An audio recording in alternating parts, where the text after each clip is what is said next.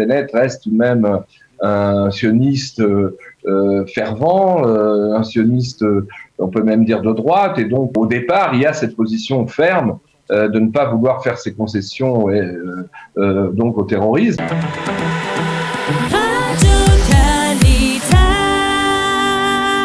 Comme chaque lundi, nous retrouvons Richard Darmon. Richard, bonjour, Boker Tov. Bonjour, Richard. Alors ensemble, nous allons essayer de revenir un peu sur les derniers événements et en particulier sur cette marche des drapeaux qui a fait couler beaucoup d'encre et qui a suscité beaucoup d'appréhension, en particulier au sein des forces de sécurité israéliennes ces derniers jours. Finalement, on va dire que tout cela s'est relativement bien passé. Il n'y a pas eu de débordement particulier, pas véritablement d'échauffourée massif entre Israéliens et Palestiniens. Et on peut dire que finalement, d'une certaine manière, est-ce que l'on peut dire, et c'est la question que je vous pose, que la fermeté de Naftali Bennett, qui a refusé de modifier le tracé de cette marche des drapeaux et qui s'est acharné à la faire passer par la porte de Damas en dépit des protestations des Égyptiens, des Américains, des Jordaniens, eh bien, elle a été payante. Écoutez, c'est un fait objectif, qu'on apprécie ou non ce gouvernement. Le fait est que le Premier ministre, d'ailleurs, avant même que la marche ne démarre, en matinée, avait annoncé la couleur, si je puis dire, en disant que, je cite, déployer des drapeaux israéliens dans la capitale de l'État d'Israël est un fait évident en soi. Il est tout à fait clair que le sujet ne supporte aucune contestation. C'était une manière indirecte, polémique, de rappeler indirectement que l'an dernier, à la fin de sa carrière, si je puis dire, le gouvernement Netanyahou avait lui accepté, enfin avait fait la concession de ne pas faire passer la marche par le trajet habituel et avait recueilli comme fruit, non pas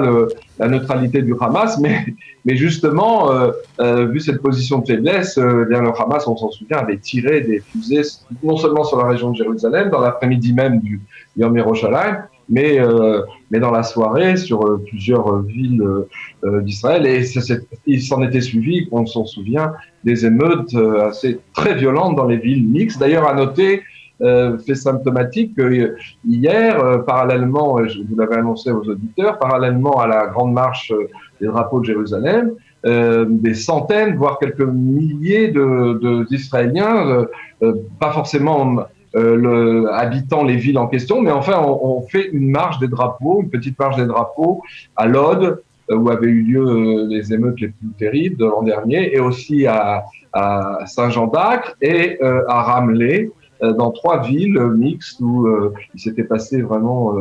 des émeutes très très très destructrices. Et en fait, les Israéliens, donc des gens qui étaient moitié du cru, moitié venus d'autres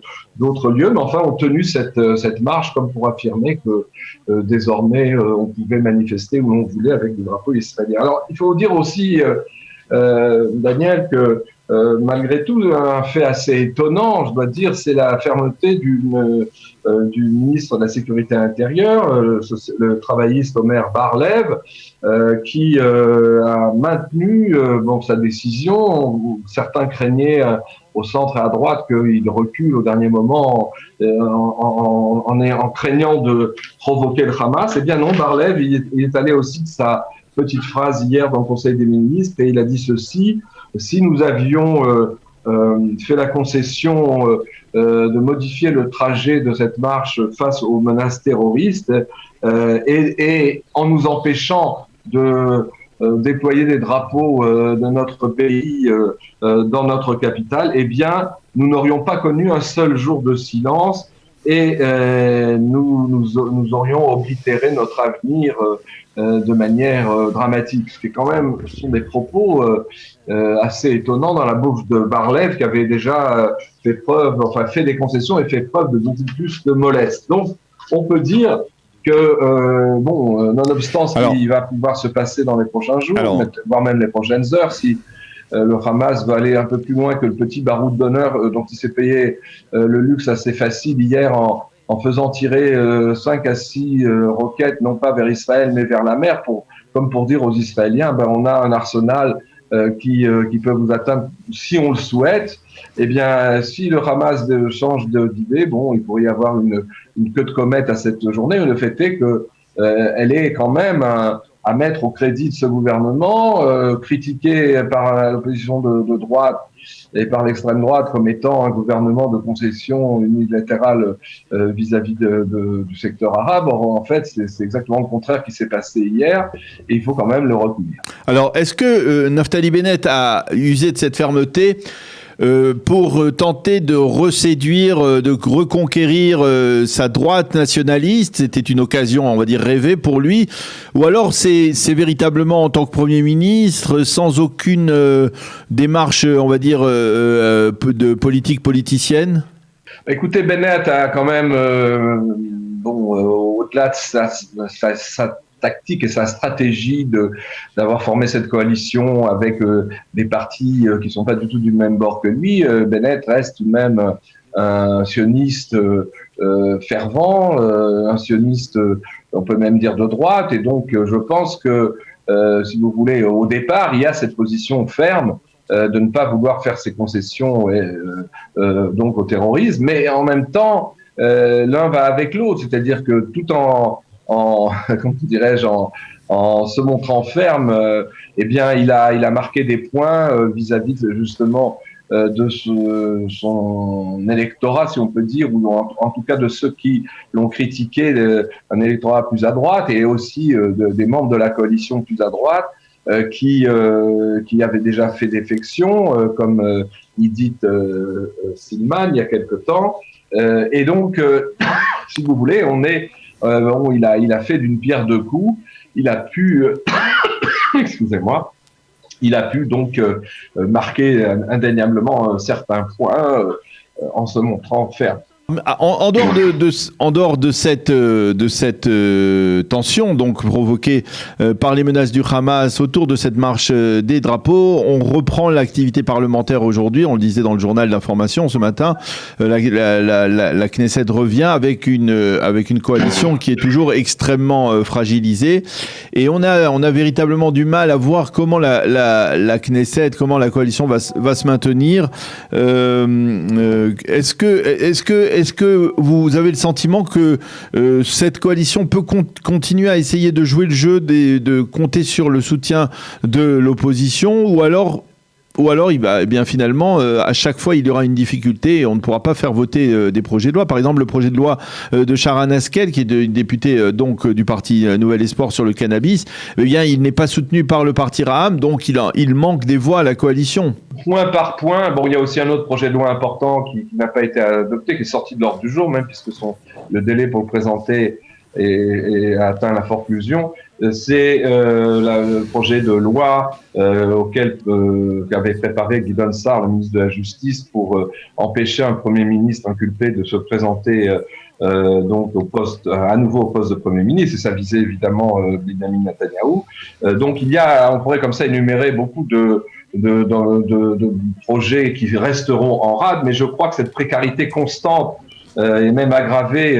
de la coalition ne va pas se calmer de sitôt. La pierre a été lancée, si je puis dire, et elle suit son cours, et on ne sait pas très bien combien de semaines, certainement pas beaucoup de mois, ce petit jeu va continuer, d'autant que, c'est vrai qu'il y a eu dans le passé des coalitions gouvernementales dans d'autres époques politiques d'Israël qui ont tenu avec moins de 60 députés. Mais là, le bateau fuit de toutes parts. En date de la semaine dernière, on a enregistré une autre défection personnelle. Je le signalais d'ailleurs moi-même dans ma chronique. J'ai dit que ce qui changeait avec les crises précédentes des autres législatures, c'est que cette fois, on a affaire à des initiatives personnelles de députés qui craquent et qui avancent leur propre agenda. Ainsi, la semaine dernière, le député Michael Bitton du parti bleu-blanc, mené par Benny Gantz, parti du centre-gauche, a annoncé de but en blanc qu'il ne voterait plus avec la coalition, sauf en cas de motion de censure, comme s'il voulait encore la préserver, et qui serait présentée contre le gouvernement. Et quelle est la cause de sa protestation? C'est le fait qu'il n'a pas été consulté. Imaginez, dans une situation pareille, on peut penser que son ego a été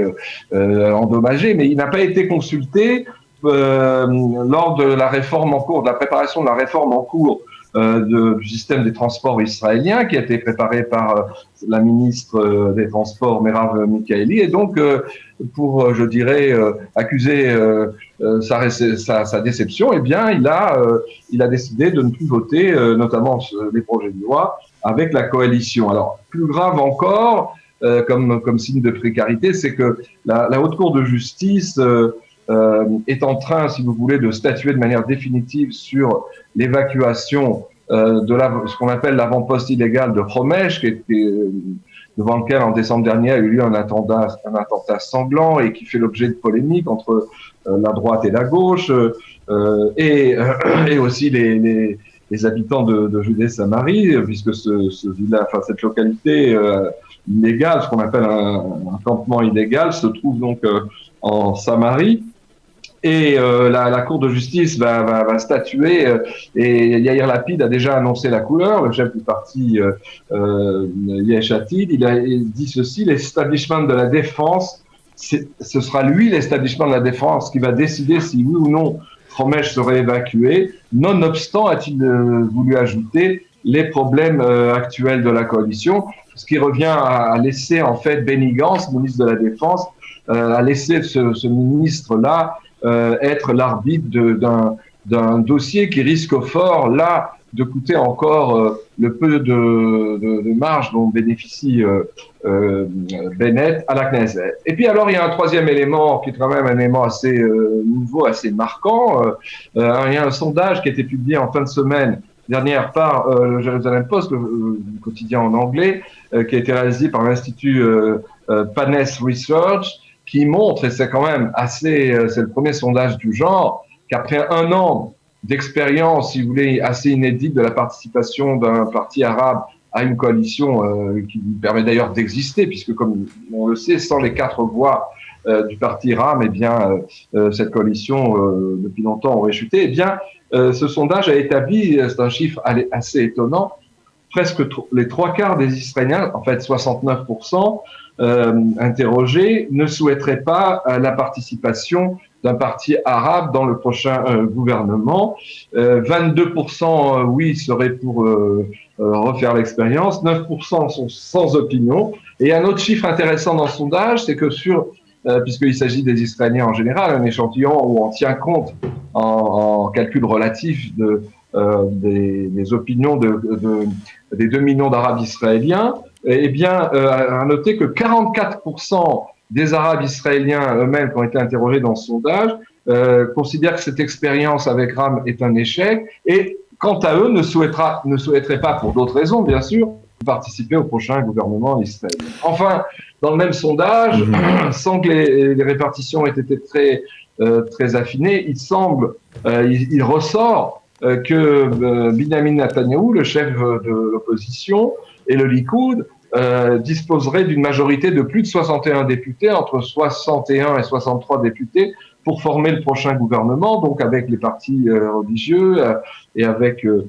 disons, la droite classique. Donc la question qui se pose, c'est de savoir si on peut faire, sans utiliser un terme assez peu hébraïque, et qui est un terme latin, on peut faire un de profundis sur cette coalition. Est-ce que le temps de la coalition judéo-arabe à la tête de l'État d'Israël, disons, est passé, et est-ce qu'on ne se dirige pas dans les semaines qui viennent vers finalement une dissolution de cette Knesset, soit qu'elle sera renversée par une motion de censure, soit qu'elle s'autodissolura, et en tout cas vers des nouvelles élections à la rentrée. Ça semble sur le papier le scénario le plus probable. Eh bien, Richard Darmon, merci beaucoup pour ce survol de l'actualité parlementaire.